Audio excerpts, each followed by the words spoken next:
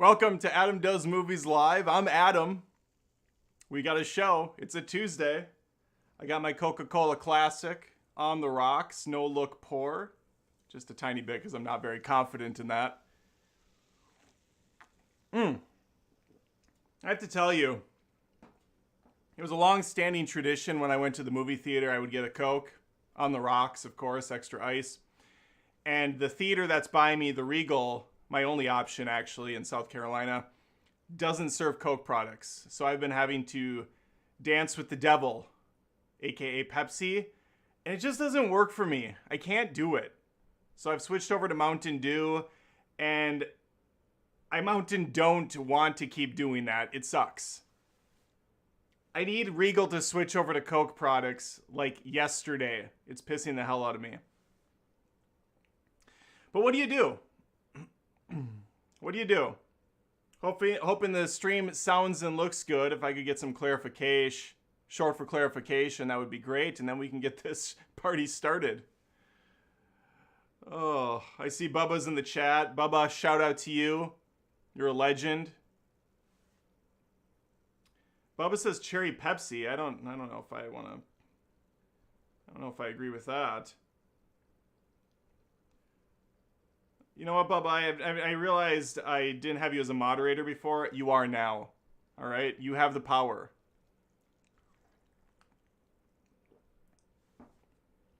Okay, sounds good, looks good, great. Let's get going.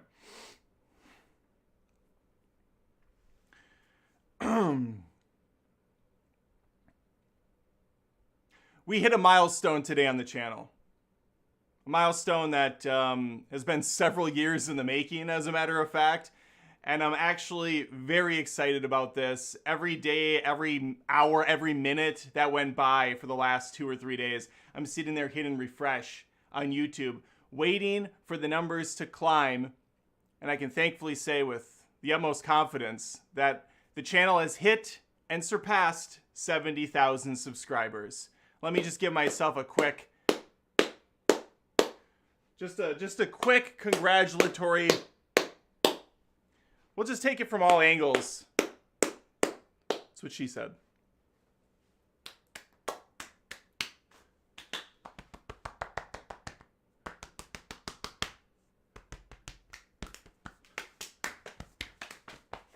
Good, that's enough. This is truly a big deal for me because some of you know that have been with me on this journey on YouTube for many years now. The channel was essentially dead a year and a half, 2 years back. Basically, it was one step away from being shot in the head and thrown in the dirt by me. I was gonna start over. I was like, this is the end game. There's no coming back from this. I lost subscribers every single time I uploaded videos. And the reason for that was simple. I wasn't consistent. So if I could just pull up my, I guess I don't have a chair nearby where I can give you a little bit of a sermon or a lecture of sorts or a TED Talk. Are those still a thing? Let me tell you how to ruin a channel and then how to bring it back from the brink.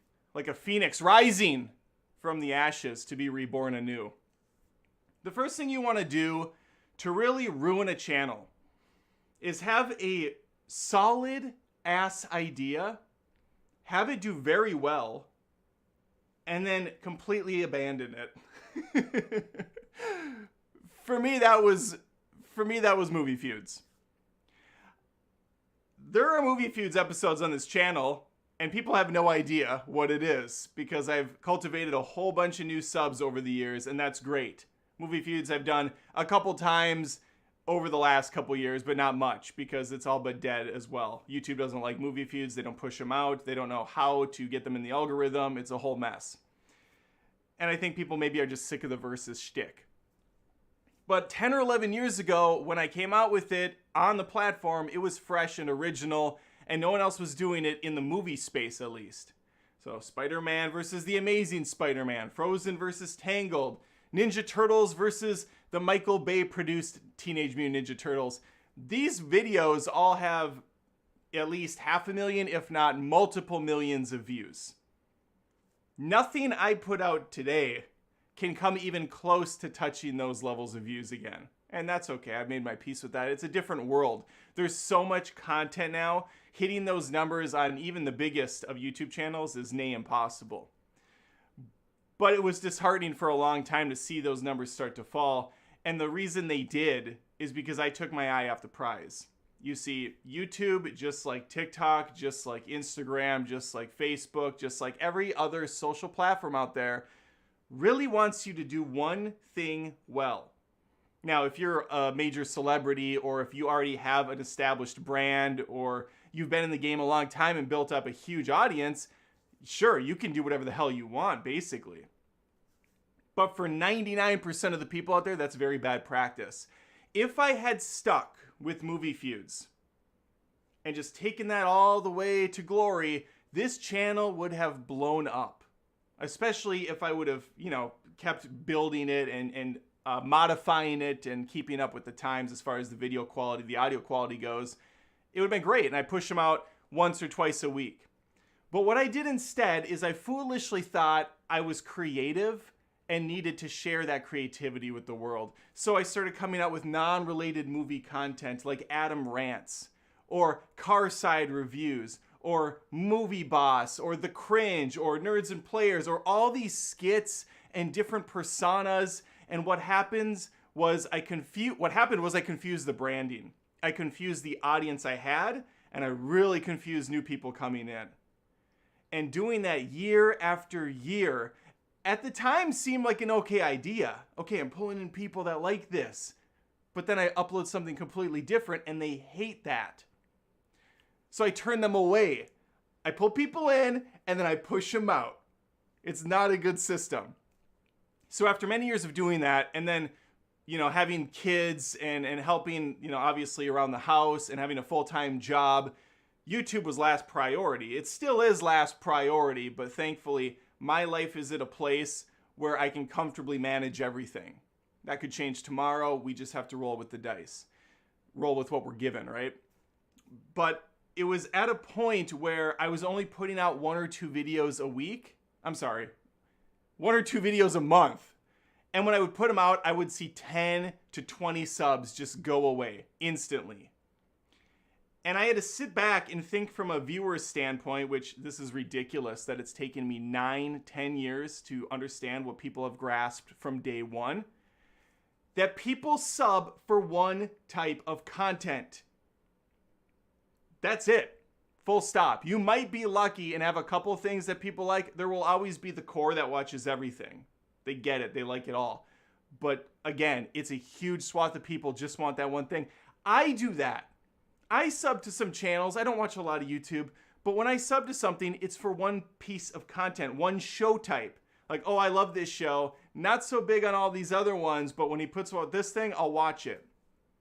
And so, yeah, I alienated everyone. I pushed a lot of people away. That's what you don't do on a YouTube channel. So if you want to start one, take it from me. Don't do the things that I've been doing this whole time. Now, let's back up just a year or so back. I promise I'm almost done with this. I was at around 50-some thousand subscribers when the channel was basically dead on arrival every time I uploaded. I was losing subs. And so I sat back and I said, all right, all the shit I like doing is gone. Movie Feuds takes too long, it's gone. The cringe, people love it, but they don't understand it a lot of times, it's gone. Movie Boss takes too long, it's gone. The things that I loved, I had to let go. Doesn't mean they can't come back later when if I ever hit like a huge amount of people and I can experiment and there's funding and whatnot. But for the time being, I had to say, what can I do in a quick and efficient manner that keeps the things about me intact, that gives people a reason to come back to this channel and watch? And for me, it was the comedy, it was the honesty, and it was just the consistency. And that was it. I know what I like, people know what I like, they know what I hate. And so that's what I'm gonna do. I'm gonna do movie content almost daily if possible, at least 4 to 5 times a week. I'm just gonna shove my shit into the algorithm, whether YouTube likes it or not. They're gonna be seeing my mug wherever I can be. Oh, there's a new Jeremy Jahns review. Look who's underneath, it's old Adam Bear. He's back, baby. He's reviewing the same movie. And all it takes is a couple people to click. The next thing you know, those subs are coming up again. And they know that the next video I put out is gonna be about movies. They might not be interested, but they're not gonna turn away unless I crap on something too badly that they like and they take it personally, in which case, I don't want you anyway if you're that sensitive. So that's how I have managed to go from the 56,000 a year ago to now 70,000. We have a 15 to 20,000 increase in just 2 years. For me, that is fantastic. That is massive. It's a big achievement. My goal is 100,000 by the end of the year. Do I think I'll hit it? I'm going to lie to myself and say, yeah, I'm going to convince myself that yes, I can. And I'll get there because of you guys, because of the support you bring to the table. I really hope that the audio is okay and everything. This is live. I'm acting like it's not live. I see some super chats coming in. I will respond and I will talk to you guys. I just want to get through this. Okay, I just want to get through this. And then we'll get on to the movie news as promised in the title. But I mean, I'm honestly stoked. This was, you have no idea. Like 11 years and I got to 70,000. And now I know I can get to 100,000. I know I can. And I can have that stupid YouTube plaque on the shelf in the background and I can say it was worth it. It was worth it, damn it. So yeah, just some advice for you how to build up and how to stay motivated and keep going. There were several other YouTube channels a couple years back. I won't name them, but I love the guys. One of them stopped altogether. He couldn't do it anymore. He wasn't making money like he used to be. It was a full-time job for a very long time, but it just wasn't there anymore. The money wasn't there. Another one, they actually had more subs than I did. They hit 100,000 subs, but their views were less than mine. A big thing that happened on YouTube years back was they started flagging a lot of stuff, and if you had vulgar dialogue, if you were swearing a lot, or if there was any shock and awe in your videos, it was either demonetized or it was not showing up regularly in the feeds. You're almost blacklisted in a kind of, to a degree.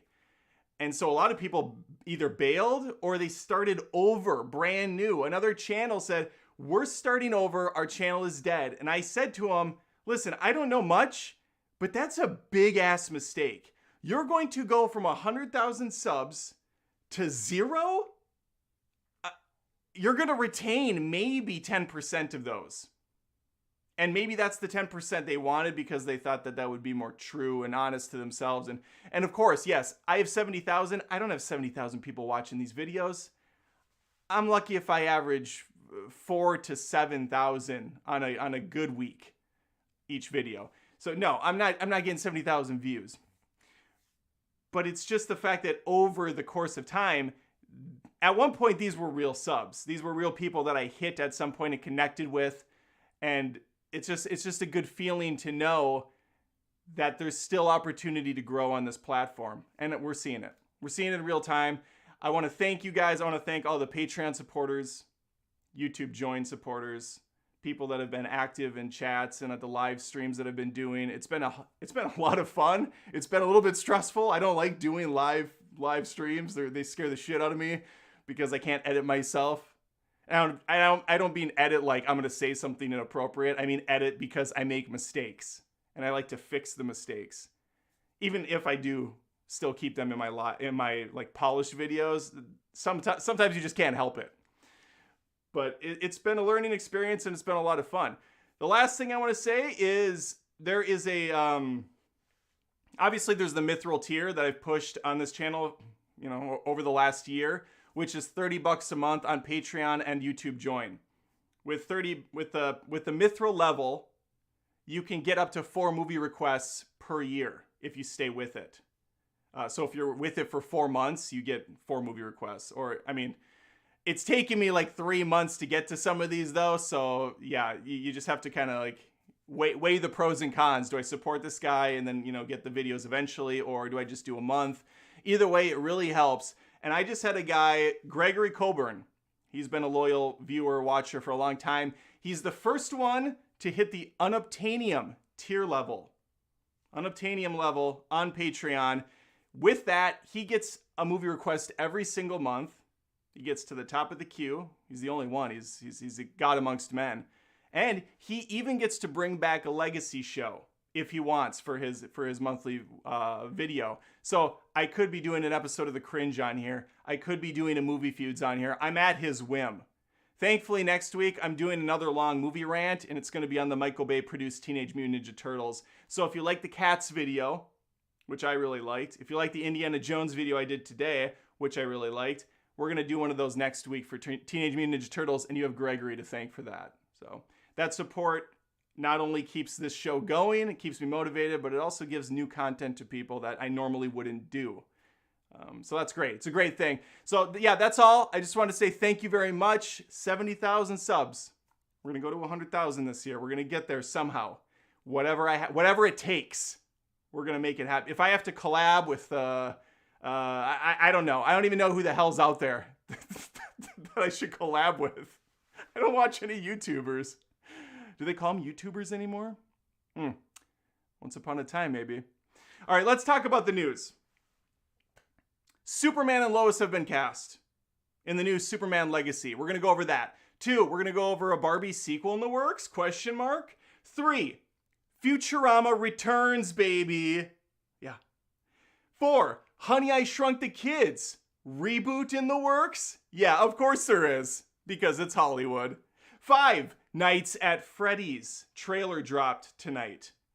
And 6, and the final crescendo of this night, is Indiana Jones reviews. The good, the bad, the Rotten Tomatoes. I'll be seeing it Thursday. I'll have a review up Thursday night, Friday sometime. It's going to happen this week. I can guarantee it. Before I begin, let's jump into the chat quick. And I have a couple of super chats that came in. Brian Babin with a powerful $9.99 super chat says, every angle with the clap. Yeah, we did every angle with the clap here.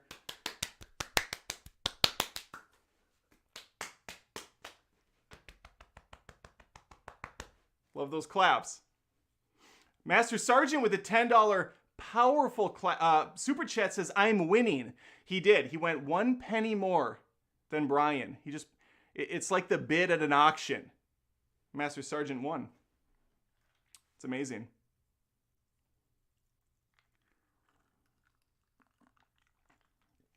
Ugh. Chris Wiz. Cats was so funny, and this is the worst song so far.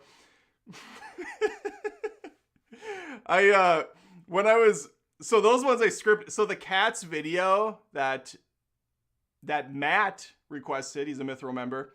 That one I scripted the entire thing. I watched the movie and I'm taking notes the whole time, like I'm studying for my fucking PhD or my master's or something.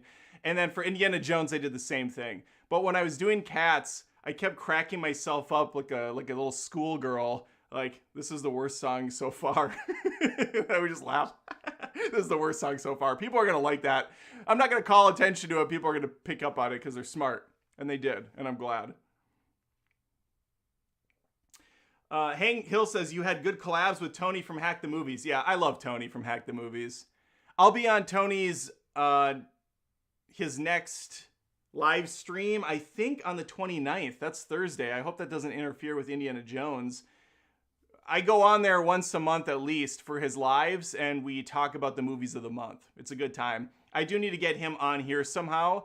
I'm just not good at this live stream stuff, so adding another, chef into the kitchen is a complete nightmare. And I did actually have him on a live before, and it was a complete nightmare.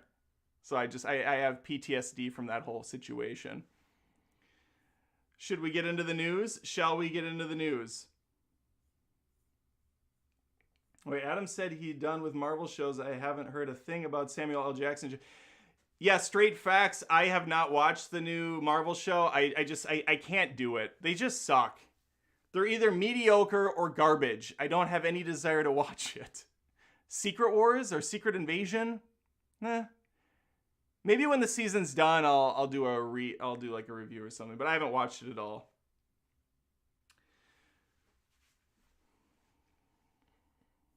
Okay, let me bring up the mini viewer, the mini finder.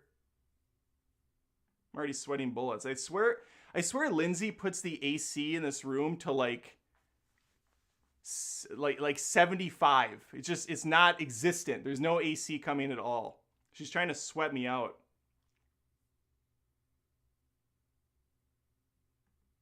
Here we are.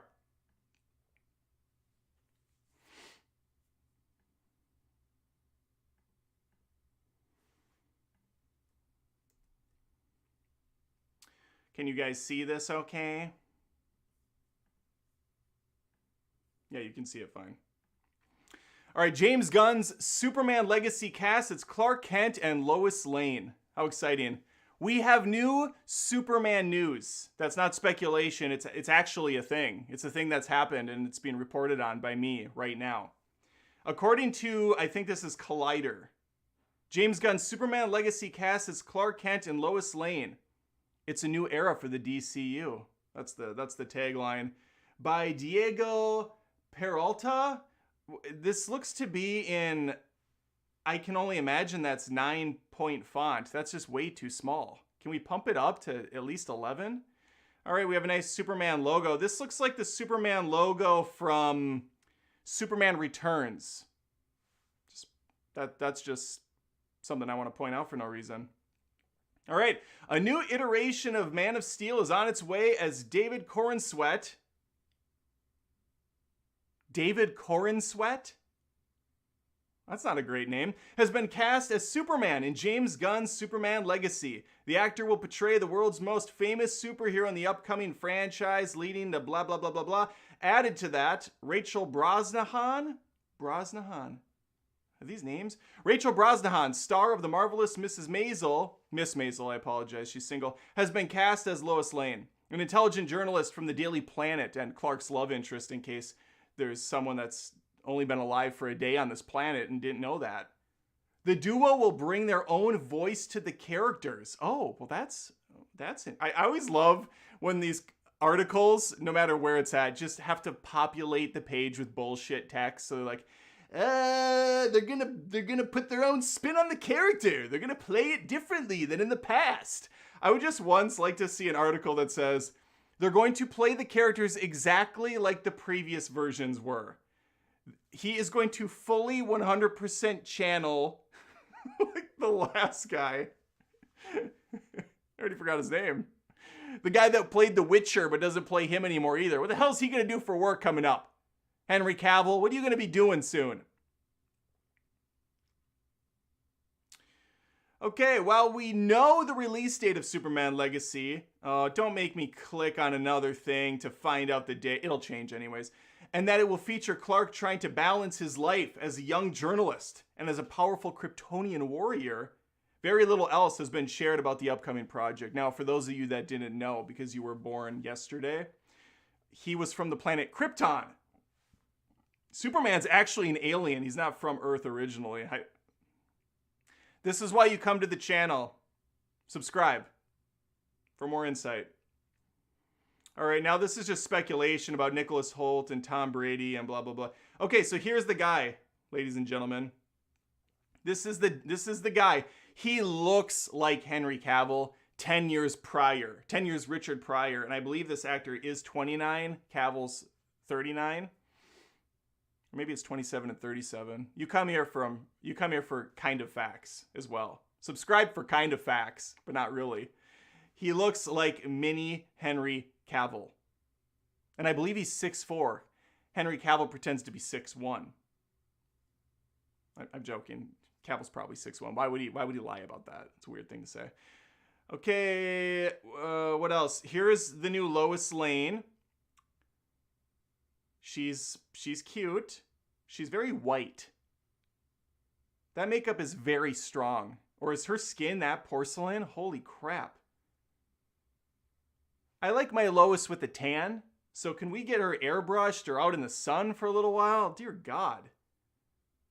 I don't know anything about this woman. I never watched Miss Maisel because I'm not a 11-year-old girl, but I'm sure it's a wonderful show. I'm joking. I've heard that show's actually great. I've never seen it though. Again, because I'm not an 11-year-old girl. Okay, thoughts. Now I give my expert opinion on this as a certified Rotten Tomatoes movie critic. I still love that I'm certified on Rotten Tomatoes. How embarrassing for them. Adam Olinger, what's he done? Well, let's check out his YouTube channel. And I'm doing like the dick dance. Oh, okay. So Rotten Tomatoes is just letting anyone be certified at this point. They've run through everybody else on the internet. And like Adam's literally the only person that put in his application. Approved. Is that Cody Leach? Cody Leach hanging out in the chat? Trying to pick up a couple extra subs? I like what you're doing, Cody. You should subscribe to Cody's channel. He's a cool dude. I've never met him. I've never talked to him in real life, but I like the cut of his jib. Is that how you say that? Cut of his jib? I don't even know what that means, but I like his stuff. He kind of reminds me of a young, spry version of myself.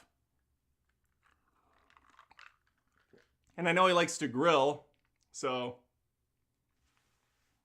that's cool. I like to grill too. I just made some burgers this afternoon on the flat top. What do they call those? The Blackstone. Anyway, yeah, Cody, we should probably do something at some point, a collab. You could give me some of your subscribers and I could take some of your subscribers. That would be great. Good job on all your success. You've probably been doing this for 4 years. I've been doing this for 1,000. So good for you for getting over 100,000 already, son of a bitch. All right, let's move on to the next topic. Oh, I'm sorry. I didn't give my opinion because Cody completely threw me for a loop there. Cody threw me off my track. Here's my thoughts. I don't really care. I have faith in James Gunn. In James Gunn, I trust. He hasn't let me down with the movie yet. Let me get off of this view. We can stay on this view. It's fine. No, let me get off this view quick. Let me get up and personal with you. James Gunn has given me 3 great Guardians of the Galaxy movies. A nice little Christmas special. He's given me Slither, which is a great horror thriller. He's given me Super, which is a nice little indie nugget. So I have no reason to doubt that he can do a fantastic Superman legacy.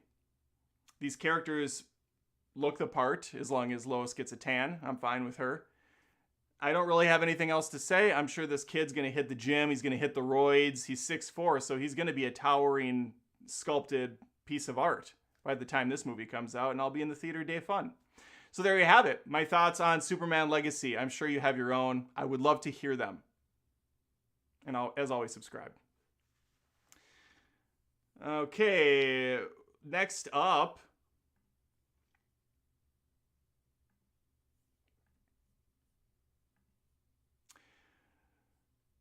Yeah, okay. This just in. Barbie 2 already being talked about? What? Why? Seriously, why? Barbie 2 and more movies already discussed, but Margot Robbie has been hesitant? I guess that wasn't a question. The prospect of a Barbie 2 has already been discussed, a new report reveals. But star Margot Robbie just wants to focus on the first one for now. Well, that makes sense. It's not even out yet, and it could potentially bomb. According to a new report, Barbie 2 has already been discussed, but star Margot Robbie is hesitant to broach the idea of a sequel just yet. This is a Screen Rant article. Directed by Greta Gerwig, Barbie sees Robbie star. I don't like how they said Robbie like that. I don't ever refer to her by just her last name. That seems weird. Sees Robbie starring as the iconic Mattel doll of the same name, Barbie. The film follows Robbie's character as she embarks on a journey to the real world with Ken, Ryan Gosling, or Baby Goose if you must, after she is kicked out of Barbie Land for being imperfect. Wow. It's kind of like the plot of Enchanted, but she just runs away instead of... Well, does she run away? I can't even remember how she gets in that situation. Now, as the Barbie release date approaches, a new report from Time suggests the talk of a potential sequel is already happening behind the scenes. Mattel CEO, can't say that name, is said to be particularly enthusiastic about the idea of more Barbie movies. And Robbie has been involved in early conversations about such projects. The actor, however, seems more interested in focusing on the first one. All right. It could go a million different directions from this point. But I think if you fall into a bit of a trap if you try and set up a first movie whilst also planning for sequels. We're the bad guys. It's what we do. That was my Margot Robbie impression. What a Barbie sequel could look like. What the fuck? All right, let's listen to what Screen Rant thinks the sequel could look like. Complete speculation. The first Barbie isn't even out yet, but the long history of the doll and its appearances across various multimedia projects suggests there are a number of options available to continue the story. The doll, for example, has featured in books, video games, animated feature films, any number of which could serve as inspiration for Barbie 2. This is nothing. There is not a single piece of anything in this paragraph. Let's go to the next paragraph and see if they actually give us something. The Barbie horse... What the fuck? The Barbie Horse Adventures video game series, for example, features Barbie living the ranch life, going on adventures with her trusty steed. A holiday-themed story could also be a potential option, with 2001's Barbie in the Nutcracker. Oh yeah, that's definitely what the sequel's gonna be. Depicting a magical tale in which the Mattel doll, Clara, and a Nutcracker set off on a quest to find the Sugar Plum Princess. While there are a number of options available, then, for a Barbie sequel, there is one potential problem. What? Dun dun dum! Let's see what it is. As revealed by the trailer for Barbie, featured above. The upcoming film features a very metatextual story. That's a word, metatextual. Following Robbie's character as she deals with major existential issues. None of the previous franchise stories have taken this route, meaning Gerwig and co-screenwriter Noah Baumbach would have to find another way, a meta way, in the franchise using the new... Okay, wow. So, Screen Rant has informed us that Margot Robbie, this whole garbage article is to say that Margot Robbie just wants to see how the first movie does since it's not even in theaters before signing on or like having a conversation about the sequel. This is such a stupid non-story. And then they talk about Barbie's misadventures on a horse ranch. The only horse-related Barbie movie I have any interest in is not going to be something that would probably go on the big screen. All right, well, this was something, and I should point out, this is a $100 million price tag film. I have had a terrible track record so far with my predictions. You could go back and watch my predictions video. I think it was a live stream. I'm not actually sure anymore. But I've been wrong, I think, on every single one of them. So I kind of wear it as a badge of dishonor so far. Avatar 2, I speculated would bomb, meaning it wouldn't make the numbers that they needed it to, which was 900 million or something. It's made like over a trillion and some dollars. It made stupid amounts of money. So I'm an idiot. Of course. I was wrong about The Flash. I thought The Flash would hit some good numbers. It's doing embarrassing numbers. I don't even think it's made 200 million. It might have made 200 million. I think it cost 250 or 300 to make. So this thing is absolutely bombing at the box office, which is kind of sad. It wasn't terrible. It was actually I enjoyed The Flash personally, but whatever. I don't care. I think I said Elemental. I don't know if I said Elemental would bomb or if it would make money. That one I'm not sure on, but that one's also not doing well. Indiana Jones, I think I said would make money, and I'm not sure that one's going to either. It's tracking 150 million opening weekend. It needs to make, I think, 500 million to break even. The first 3 or 4 days are paramount for a movie to do well, and then there's a huge drop. So unless it has legs, it's not going to happen. And now Barbie again, $100 million. It needs to make probably 250. I think it probably needs to make 300 million or 350 just to break even, because there's been marketing like crazy for this film, and a movie needs to make 2.5 its budget. So my prediction is it's not going to do well, but I've been wrong on all my predictions, so it might do well, and that's okay. I can take that. Okay, next up, we have a couple, you know what, these aren't like really stories I'm going to spend a lot of time on. There's a Five Nights at Freddy's trailer, and it stars the guy from Hunger Games, Josh Hutcherson. I don't know of anything else he's been in. I didn't watch this trailer. I've never played the video game. I know people love it. So there is a Five Nights at Freddy's trailer for you to watch. That's it. That's all I'm going to say about that. Sorry if you wanted more. This I will say a little bit more on. Futurama. That's right. Futurama's back, baby, with season 11. And I guess I don't remember season 10 happening, but I guess at some point it did. I know there was 4 movies, so maybe they're saying season 10 was 1, 2, 3, 4, 8, 12. Maybe season 10 was the 4 movies split into 3 or 4 episodes each. So it's like 16 episodes. I don't honestly know how they got a 10th, but this is 11 and it's going to be on Hulu. Let's read. Deadline has this report. I don't like that they kind of did this purple marker highlight thing. That's weird. The long-awaited revival of the animated series is set to premiere Monday, July 24th on the streamer. What a weird way to say it. It's on Hulu, on the streamer. What the fuck? New episodes will be released weekly during season 11, which consists of 10 episodes. I thought this was supposed to be 20. Oh, here we go. Hulu previously announced a 20-episode order of the animated comedy in February of 2022. So they cut that in half. So there's only 10 episodes? I'm confused. So 10 episodes. Okay. The streamer promises that all 10... I'm sorry, let me read again because I can't read. The streamer promises that the 10... Oh, I did read that right. That's just weird how they wrote that. All new episodes will have something for everyone. New viewers will be able to pick up the series from here, while longtime fans will recognize payoffs to decades-long mysteries. Okay. Including developments in the epic love story of Fry and Leela, the mysterious contents of Nibbler's litter box.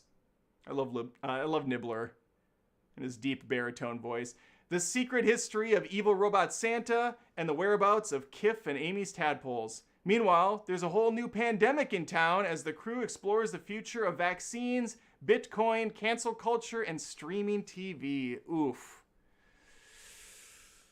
They had me in the first half. I don't know if I need another vaccine, Bitcoin, cancel culture thing. That seems like such old hat. For Futurama definitely does topical and social commentary, but this stuff's so boring and played out already. But we'll see. Futurama. Here's the deal. I love Futurama. I've liked everything Futurama related. The movies are all decent. The show was fantastic. It had a really good finale, really solid finale. So the fact that it's coming back, okay, I don't need it, but I'll take it. Let's just hope. I think everybody's back, too. I know that there was a deal for a while where Bender's voice actor wasn't originally going to return. They didn't want to pay him. but the negotiations finally came to the table and worked out. So he's back.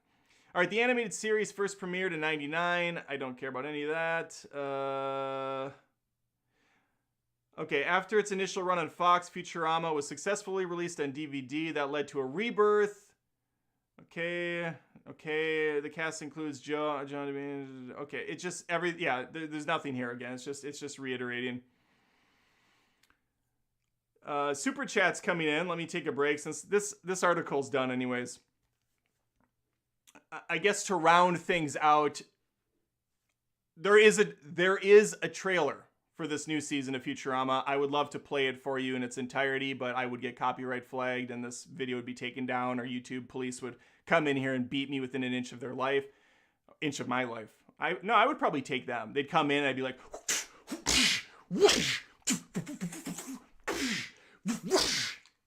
that's in my mind. But what really happens is, hello? Oh my God. Okay. Chill. I'll take it down. I'll take the video down. So, long story short, you can watch the trailer for Futurama season 11. I did watch it already. It looks fine. It looks good. Animation's up to date. Looks solid. The jokes didn't really land in the commercial for me, but that's always been kind of the case for Futurama trailers. I usually have to see them in the episode, in context. Those are my thoughts on Futurama. Let me know yours. I would love to hear from you. Please subscribe if you haven't, because I post tons of movie and TV show content each and every week. Would love to have you stick around. That's an outro in case I actually put any of this separately on the YouTube channel. All right, we got a super chat from Bruce Gooding. Adam, are you a fan of the show Dexter? Oof. Brucey boy. I don't know how far you are into the show. Dexter season 1's fantastic. Season 2, solid. Season 3, pretty solid. Season 4, brilliant. If you haven't gone past 4, stop what you're doing. It's over. Just walk away. 4 really solid, strong seasons of a show about a serial killer who can't stop himself, so he does it in the most just way he can do it, which is to kill other killers that weren't brought to justice by the law of the land. So he takes matters into his own hands, sets up kill rooms, does his own freaky fetish thing, and then he goes back to work as a blood splatter analysis. He works within the confines of the company. He's in the police service. He's in it. He's in the section. He's in the sector. But this show will go on a massive downhill trajectory after 4. 5 is like hanging in there a little bit, but dear God, 6 and 7, and I don't even know how far it goes, if it goes to 8 or 9. Trash. It focuses on second and third string characters who are miserable, and there's no payoff at all when this thing concludes. I did not watch the rebirth of it on Showtime. I know that they brought it back for a season or 2. I did not watch it. I was so burnt out by Dexter and so disappointed by where that show ended up. After the John Lithgow season, it's game over. Thank you for the super chat. Bubba with a $9.99 beautiful super chat. The 6th season was the movies. Oh, season 10 was the finale, which wrapped everything up. This was easily one of my favorite shows. I hope they don't ruin it. I agree, Bubba. And thank you for the clarification. So season 6 was the movies. Okay. And there were 4 movies or 3? There was Bender's Big Score. That's the only one I can actually remember the name of. I'm not entirely sure I saw all the movies. Yeah, well, they probably saw them in show form. Okay, let's get back to it. We got 2 more things. This one is a kind of a non-story as well.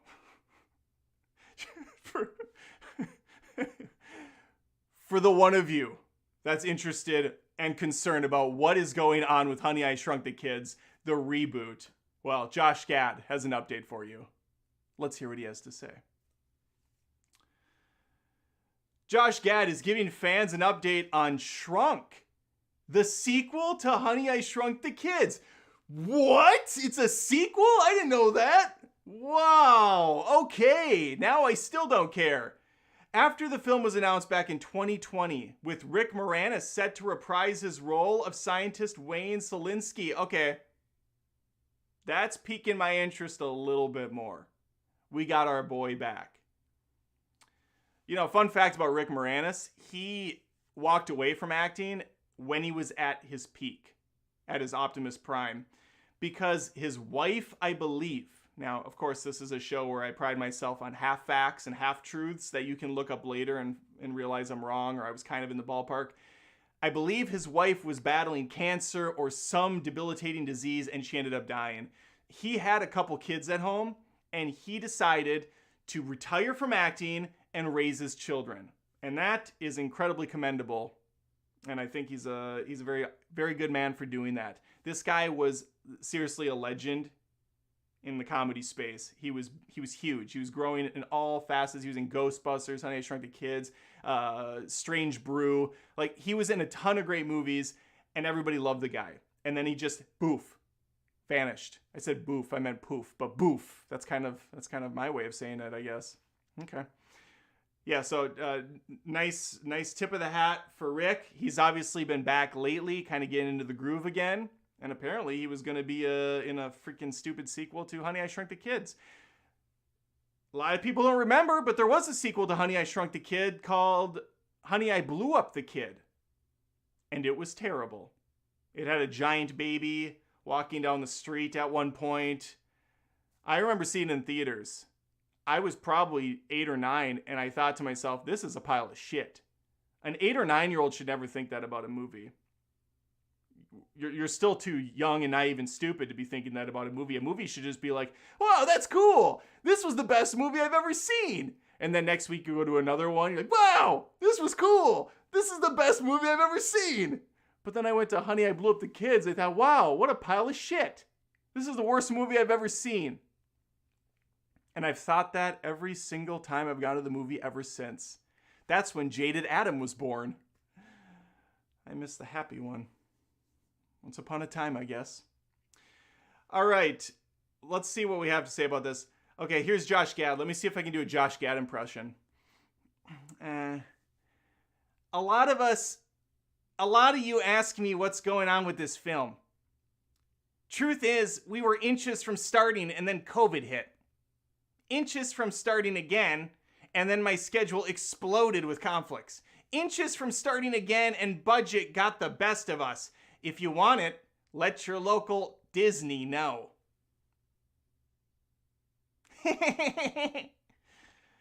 All right, so it sounds like Shrunk is in limbo.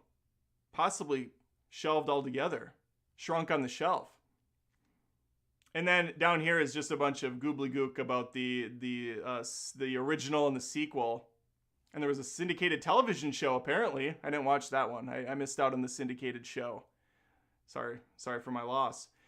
So yeah, I guess bad news, Josh Gad stans and Honey, I Shrunk the Kid fans. Shrunk is not to be seen right now. Looks like it zapped itself. Where are you at, Shrunk? Where are you at? You played yourself. Let me know your thoughts. You stoked? Do you want to see this happen? Because Rick Moranis is a gem, little shop of horrors. I mean, come on, bring him in. Bring him back. Send him in. Or do you not care in the slightest and you know that this was probably going to be a Disney Plus movie anyways with very limited budget and it will look like ass and sound worse and just be a complete waste of everyone's time, money, and energy? That's where I'm thinking this probably would have ended up. So I'm glad that it shrunk itself down to the waste bin and I hope it stays there. But it probably won't. Subscribe.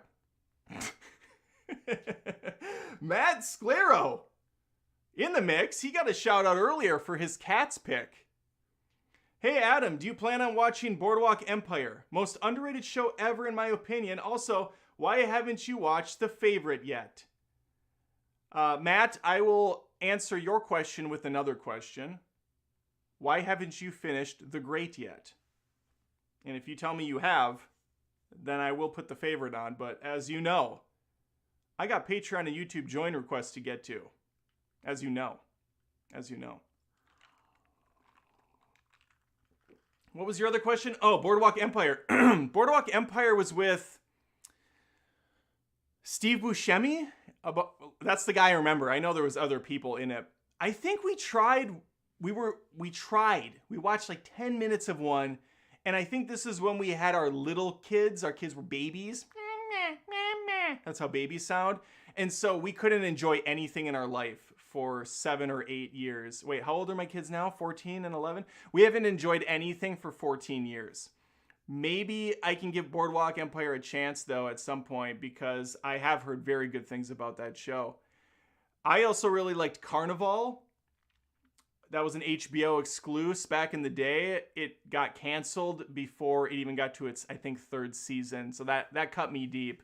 And Boardwalk Empire kind of looked a little bit like Carnival visually. I know it's not even in the same ballpark as far as the plot. I think that it's mob related if I know anything. Thank you, Matt, for the super chat and for the friendship. And now I will sing you a song. Thank you for being a friend. It's dun dun dun. Travel down the road and back again. Your heart is pure.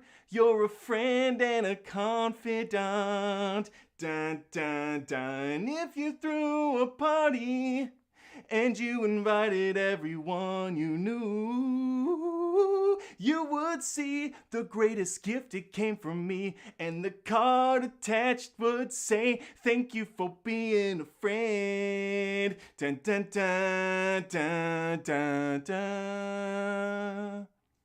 That was for the 70,000 subs. Keep the change, you filthy animal. Jan Rose with a $5 super chat that she's desperately trying to remove after that song. Hey Adam, just got here. Great show as always. Any fun plans with the fam for 4th of July weekend? Jan Rose, we have plans. We do have plans, actually. I don't want to tell you what we're doing because my wife said that if you tell people when you leave and when you come back, there's a chance that someone could know you're not around and break into your house and steal your shit.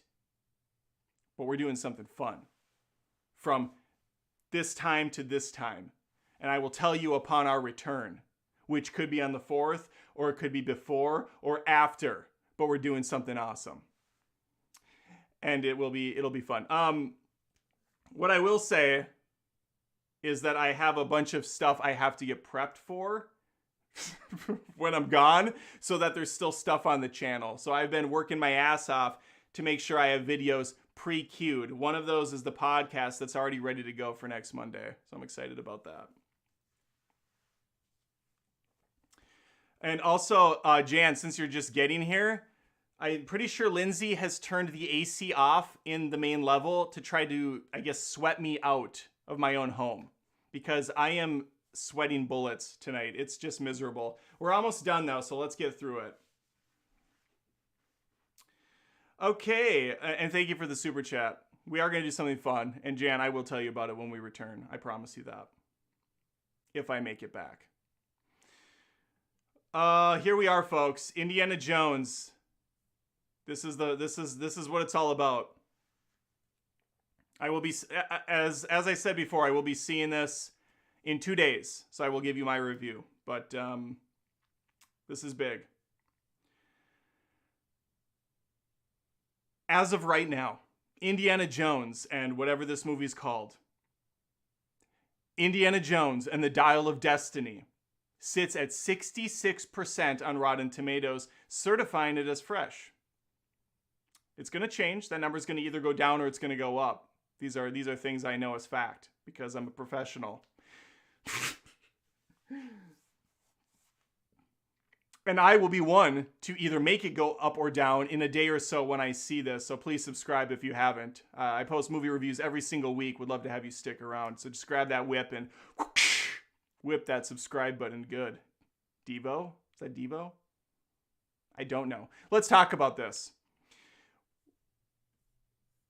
What I have here is a critical consensus. Let's go to the top critics.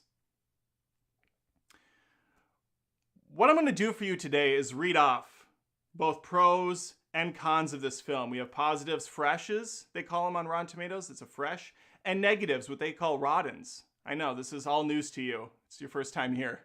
Welcome. This is why they pay me the big bucks.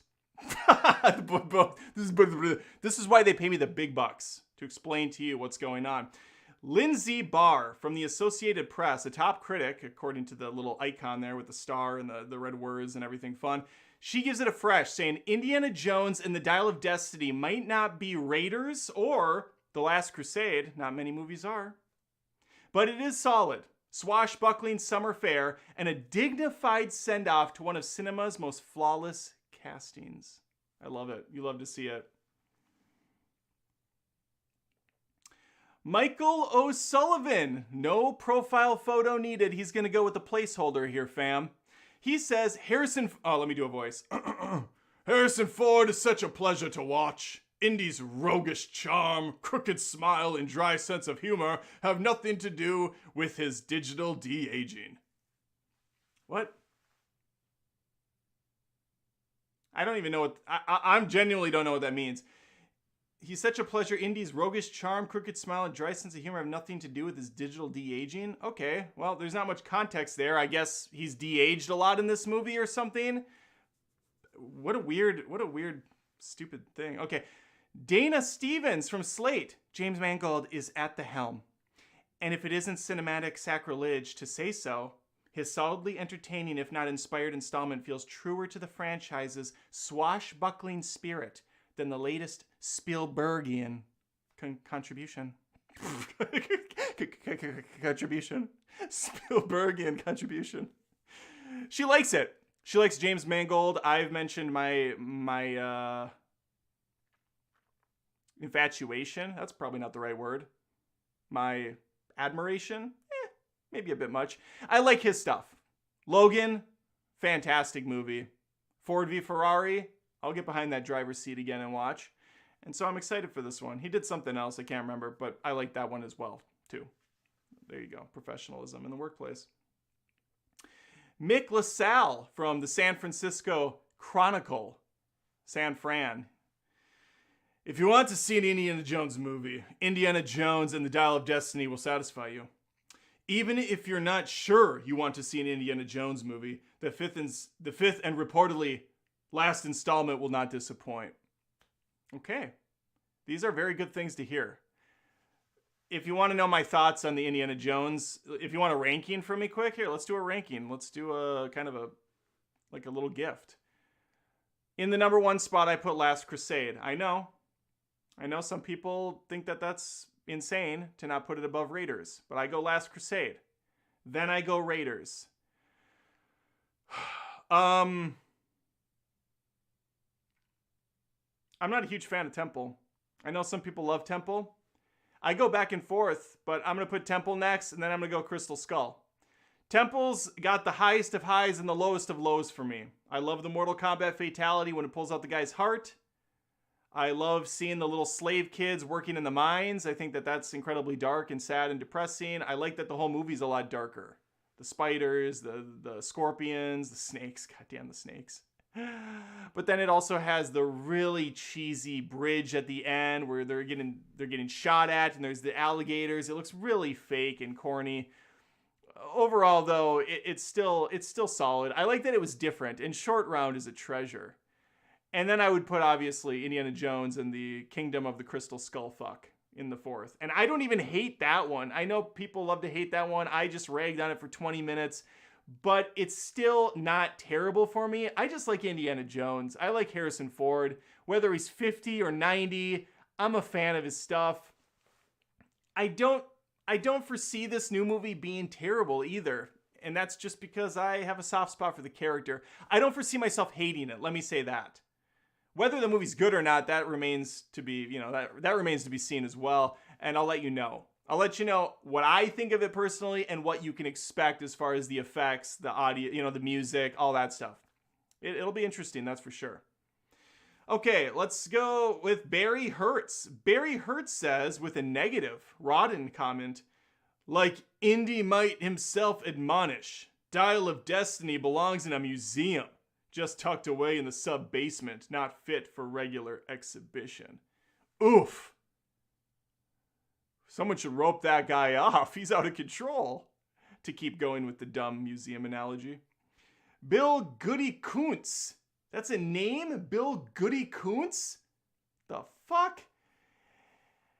As fun as it is to see Ford, it's fun to see him in anything. There's a staleness to the film. Most of the franchise has a magic about it. Genuine movie magic. Here it seems more perfunctory, with the notable exception of Walter Bridge. Or Waller Bridge. With the notable exception of Waller Bridge. That hurt my voice doing his voice. He's not happy about it. How do you say this name? Hoi Tran? I don't know how to say her name. We're going to skip her. David Sims from The Atlantic. The film, directed by James Mangold, still has a streak of defiance, but it's a gentle one, working to avoid the relative strangeness of Crystal Skull and instead give viewers exactly what they might expect. I feel like David Sims wants to make sweet love to this movie. What kind of weird dialogue is he using? A streak of defiance. It's a naughty film. Ooh. Yet it wants me to come in. It wants to embrace me. What are you doing? What are you doing, James Mangold? Don't touch me there. That's not appropriate. I didn't give you consent. Mangold, no. What are you doing? Mangold, don't. Oh. Sorry, I blacked out. What were we talking about? Okay, Ryan Gilby. Here's hoping this is goodbye and not au revoir. You never say that. Au revoir. Here's hoping this is goodbye and not au revoir. Au revoir. How do you... I can never say that. Au revoir. Whatever. Fuck him. I'm not saying that.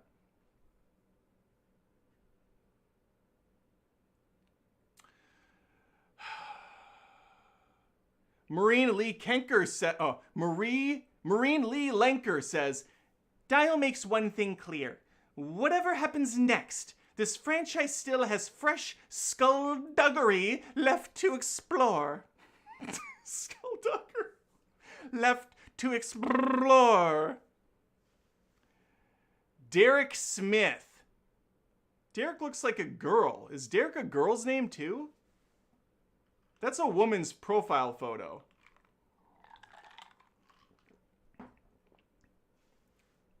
Identifies as a man, maybe? Whatever. Derek Smith, profile of a woman. I don't know if it's a woman or not. The only past that Dial of Destiny is interested in plundering is the glory of its predecessors. Youch.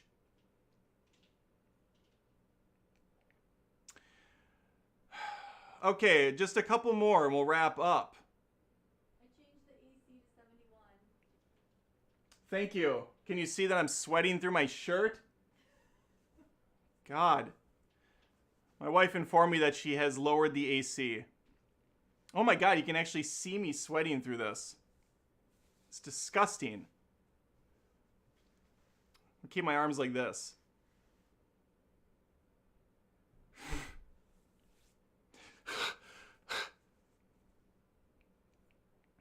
Okay, two more. Alyssa Wilkinson says, a film that feels like an at least sideways commentary on Hollywood's age of IP recycling. There have been better Indiana Jones movies. Mark my fucking words. She didn't say that part, I added it for drama. But it's good to see one more romping send-off for the character. Thanks, Alice. Thanks, Alyssa. All right, and Anupama Chopra. Miss Chopra says, this isn't the goodbye which Harrison Ford deserves. This isn't the goodbye which Harrison Ford deserves. She's pissed. She hates this.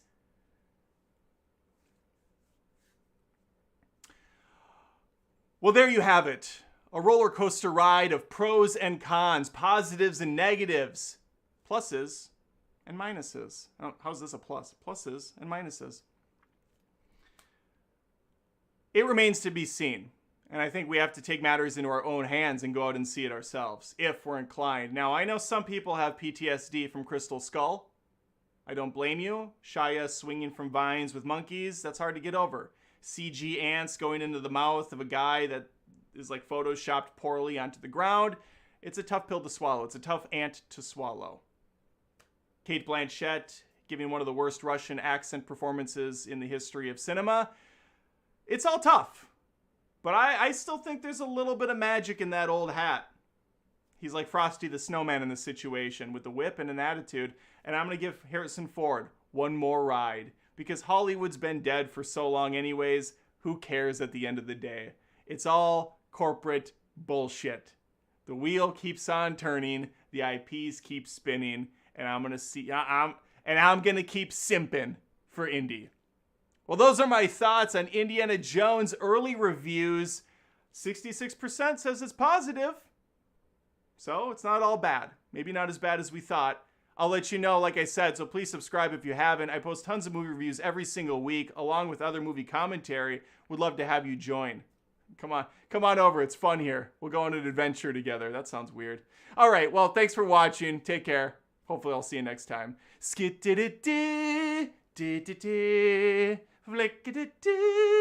Okay, well, that's all I got for the stream. Let me stop my camera because I was recording in tandem, 2 different cameras, and I noticed this sucker kept going in and out of focus. I don't know what it's doing. That'll be fun to edit, I'm sure. Hopefully this was a fun one. This was the 70,000 subscriber live stream. It's pretty exciting stuff. I know I'm excited. I sweat for you, you know? I work hard. We have to find all the movie news as it comes out, or what are we doing anymore? Thank you for the super chats. If there's any final ones you want to throw in, if you got a question for me you want answered, now's the time. I'll stand here awkwardly and uncomfortably since there's like a 10-second delay between me and the stream. You can super chat a question, or we can just shut it down now. I'm okay with that too. Let me bring up myself in full frame.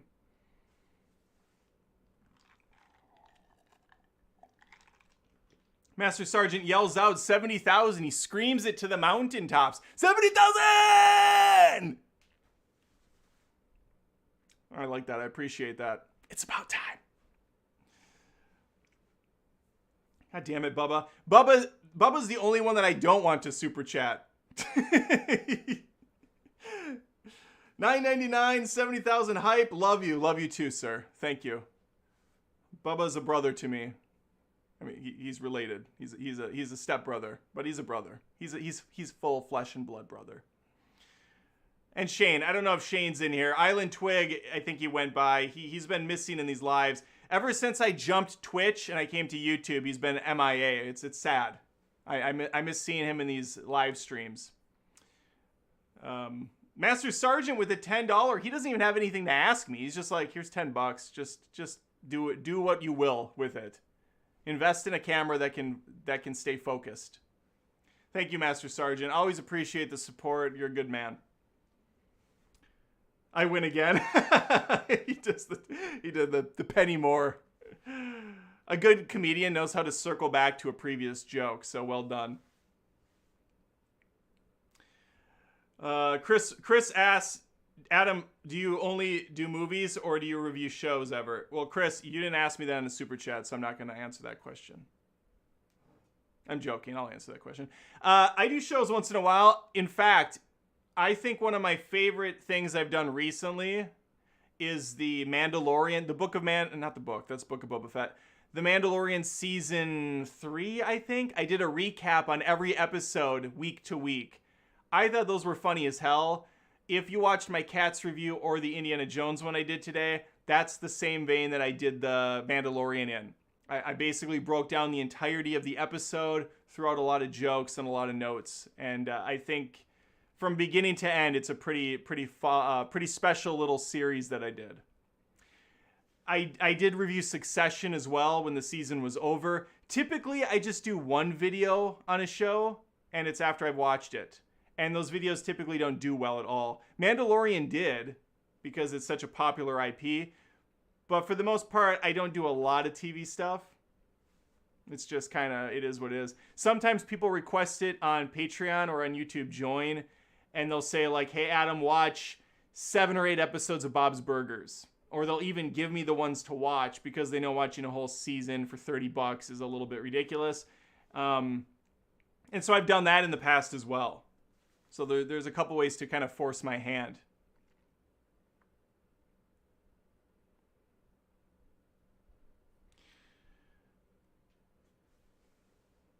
Gregory Hurrian says, I say your catchphrase on the daily, and you know what? It's about time. Oh, man. I was going to bring the cringe back, but then I decided I can just take the good stuff from the cringe and do it myself on the show. So the strong female leads, the cool beans, some of the lame catchphrases Khaleesi Grimes 82 had, I'm just going to kind of slowly interject into this show. It's all under one house now. It's all under one umbrella. There's no reason to confuse people with multiple characters. Kevin Garland with the 199 chat says, love the best endings show. How about worst next? Yeah, Kevin, I actually talked about that briefly on that. I said, so I have to just do a sit down with myself. I have to talk with the man in the mirror, Michael Jackson style, and say, hey, what movies have terrible endings that have just made you salty? Prisoners came to mind, and I know that some people love the ending of Prisoners. I hated the ending. It kind of turned me off of the whole thing. That was probably the most recent movie where the ending was just like, damn, this movie was batting 900. It was batting 1,000. It was batting a perfect game, and then it just dropped the ball for me. But yes, there are definitely more movies that I can look into and do some research on, and that would be a fun stream. So Kevin, I have that noted. We will do that for sure on a live stream. Potentially even this Friday, depending on what the time card's looking like for the rest of my week. We could maybe make that happen.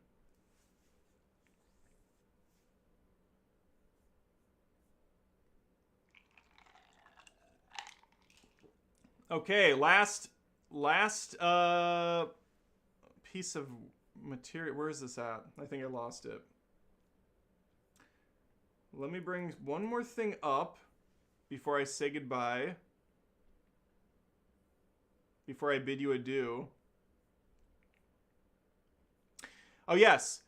Upcoming videos for the rest of this week. We have a review, Patreon request by Mint Salad for Mallrats. I'm currently watching Mallrats. I was watching it before I jumped on this. I'm only like a half hour into it.